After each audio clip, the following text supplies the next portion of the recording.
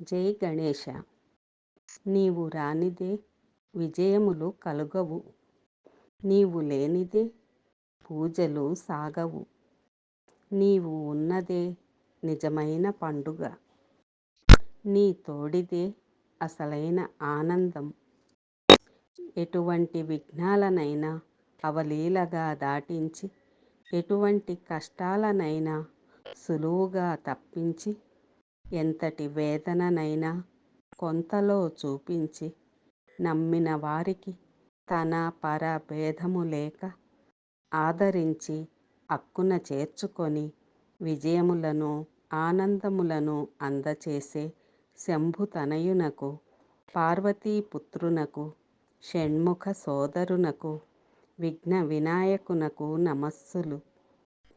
ఆత్మీయులకు వినాయక చవితి శుభాకాంక్షలు. రచన రవిచంద్ర భవానీ గారు. గళం కామాక్షి.